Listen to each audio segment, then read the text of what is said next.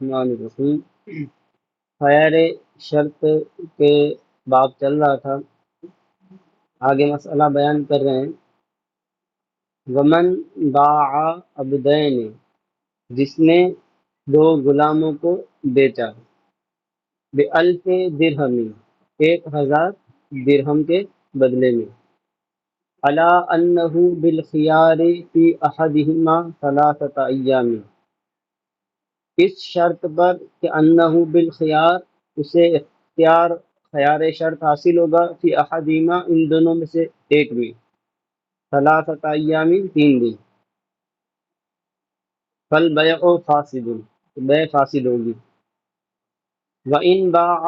كُلَّ وَاحِدٍ مِّنْهُمَا ب500 عَلَىٰ أَنَّهُ بِالْخِيَارِ فِي أَحَدِهِمَا بِعَيْنِهِ جَازَ الْبَيْعُ، اور اگر ان دونوں غلاموں میں سے ہر ایک کو 500 درہم میں بیچا، دو غلام بیچے اور ہر غلام 500 درہم کے عوض، اور عَلَىٰ أَنَّهُ بِالْخِيَارِ فِي أَحَدِهِمَا بِعَيْنِهِ، اور ان دونوں میں سے کسی ایک میں متعین طور پر کیا ہے، خیار کیا کہ فلاں غلام میں خیار شرط حاصل کیا، جاز البیع، تو یہ صورت جائز ہے۔ والمسألۃ علی اربعۃ اوجہ، اور یہ جو مسئلہ ہے اس کی 4 صورتیں بنتی ہیں۔ کیسے؟ دیکھو، اللہ یفصل الثمن، کہ ثمن کی تفصیل نہ کرے، ٹھیک ہے، ولا یعین الذی فیہ الخیار، اور اس غلام کو بھی متعین نہ کرے جس میں خیار ہے، وہو الوجہ الاول فی الکتاب، اور یہ پہلی صورت ہے جامع صغیر کتاب میں جو عبارت ہے اس کی پہلی جو صورت ہے یہ یہی ہے کہ ثمن بھی بیان نہیں کیا، اور جس غلام نے خیار کیا ہے اس غلام کو بھی متعین نہیں کیا،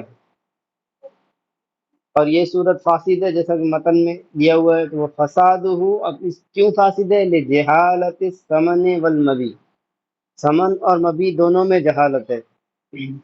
ثمن اور مبی میں کیسے دونوں میں جہالت ہے؟ تو بتا رہے ہیں کہ لأن الذی فیہ الخیار کالخارج عن العقد، جس میں اختیار ہوتا ہے وہ کیا ہے، حکم کے اعتبار سے وہ عقد سے خارج ہوتا ہے، یعنی حکمن اگرچہ وہ عقد ہوا ہے لیکن حکمن ابھی عقد نہیں ہوا ہے، کیونکہ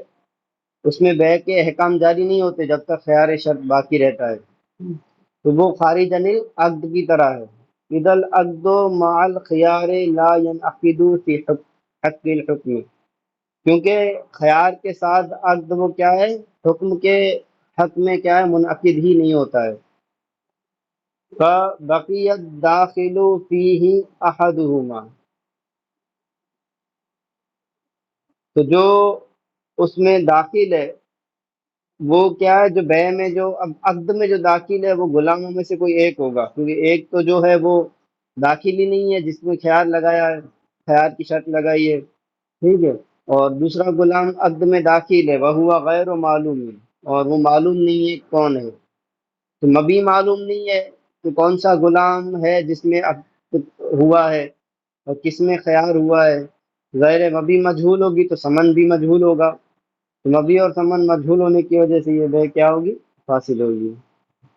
والوجہ الثانی ان یفصل الثمن ویعین الذی فیہ الخیار، اور دوسری صورت یہ ہے کہ ثمن کو بھی تفصیل کرے، ثمن بھی بیان کر دے ہر ایک کا، اور جس میں خیار، جس غلام میں خیار ہے اس غلام کو متعین بھی کر دے، وَهُوَ الْمَذْكُورُ ثَانِيًا فِي الْكِتَابِ، اور یہ کتاب میں دوسرا جو مسئلہ ہے وہی ہے، ٹھیک ہے، یہ صورت۔ وَإِنَّمَا جَازَ، اور یہ کیا ہے، جائز ہے یہ صورت، کیوں؟ لِأَنَّ الْمَبِيعَ معلوم والثمن معلوم، اس لیے کہ اس میں مبی بھی معلوم ہے، ثمن بھی معلوم ہے، ٹھیک ہے، کیونکہ تو اس نے بیان کر دیا ہے کہ بھئی فلاں غلام میں خیار ہے اور دونوں کے 500 درہم ہے، تو خیار جس میں ہے وہ غلام 500 درہم کا ہے اور اس میں عقد ابھی مکمل نہیں ہوا ہے، تو اس کے علاوہ جو غلام ہوگا اس میں عقد مکمل ہو چکا ہے، تو یہ صورت جائز ہے۔ دوسرے غلام میں اگر یہ درست کر دے گا تو دوسرے میں بھی جائز ہو جائے گی۔ اب یہاں پر ایک اعتراض ہوتا ہے کہ بھئی یہاں پر دیکھیے جب آپ آزاد اور غلام کی ایک ساتھ بیع کرتے ہیں تو وہ بیع درست نہیں ہوتی ہے، ٹھیک ہے؟ وہ آزاد میں تو ہوتی ہی نہیں ہے، کیونکہ آزاد محل میں مبی نہیں ہے، وہ مبی نہیں بن سکتا ہے، آزاد کی خرید و فروخت نہیں ہو سکتی، لیکن ساتھ میں جو غلام کی بے ہے وہ غلام کی بے بھی کیا ہے، نہیں ہوگی۔ وجہ کیا ہے کہ غلام کی بے تو صحیح ہونی چاہیے، لیکن غلام کی بے کو صحیح کرنے کے لیے جو شرط ہے وہ کیا ہے، آزاد کو بھی کیا ہے، آزاد میں بھی اس کو قبول کرنا پڑے گا، ٹھیک ہے؟ تو اس وجہ سے جو محل بے نہیں ہے اس میں بھی کیا ہے، اس کو وہ شرط اس میں ایسی لگائی گئی ہے جو کیا ہے، اس عقد کے جو عقد ہے اس کے خلاف ہے، تو لہذا یہاں وہاں پر نہیں ہوتی ہے، ٹھیک ہے، بے غلام اور آزاد میں، تو یہاں پر بھی نہیں ہونی چاہیے۔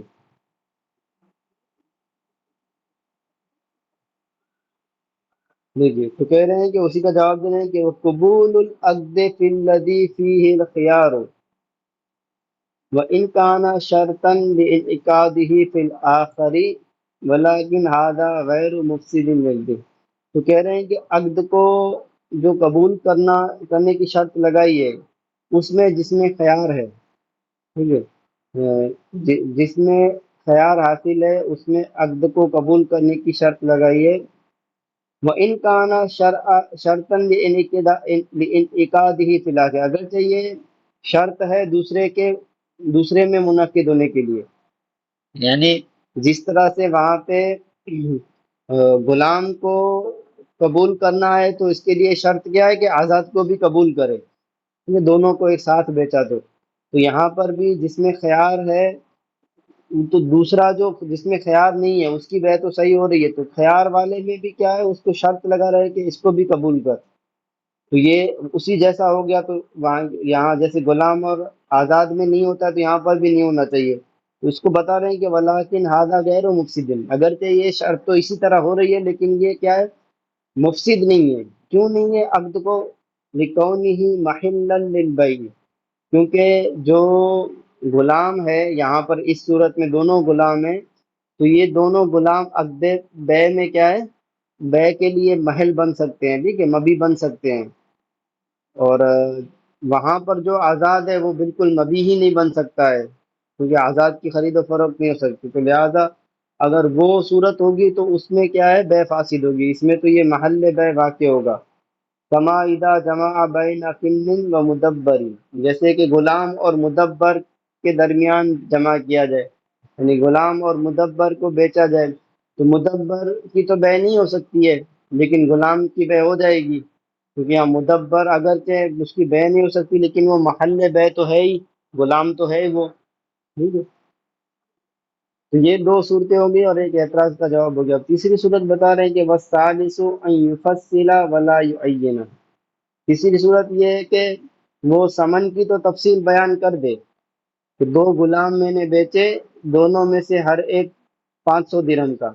لیکن جو خیار ہے کس میں ہے وہ متعین نہ کرے، اور یہ کہے کہ دونوں میں سے کسی ایک میں خیار ہے، ولا یعینہ، اور خیار متعین نہ کرے کس میں ہے۔ تیسری صورت یہ ہے والرابع ان یعین ولا یفصل، چوتھی اس کی الٹی ہے کہ مطلب خیار جس غلام میں ہے اس کو تو متعین نہ کرے لیکن تفصیل بیان کر،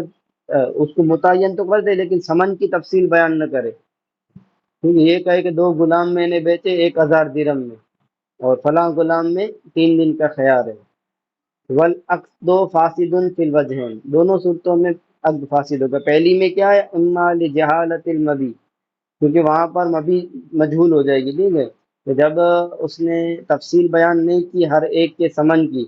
تو ظاہر ہے دوسرے جو جس میں بے ہو رہی ہے اس کو پتہ ہی کیسے چلے گا کہ اچھا اس میں تفصیل بیان کر دی ہے سمن کی لیکن اس کو متعین نہیں کیا ہے، تو جو خیار ہوا ہے جس میں وہ جب معلوم نہیں ہے تو جس میں بے ہوئی ہے وہ کیسے پتہ چلے گا کہ کون سے غلام میں بے ہوئی ہے، تو مبی مجہول ہو گئی، اور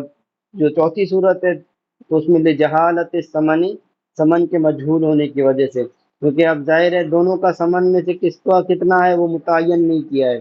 تو خیار والے کا متعین نہیں ہے تو سامنے اس کا بھی متعین نہیں ہو پائے گا۔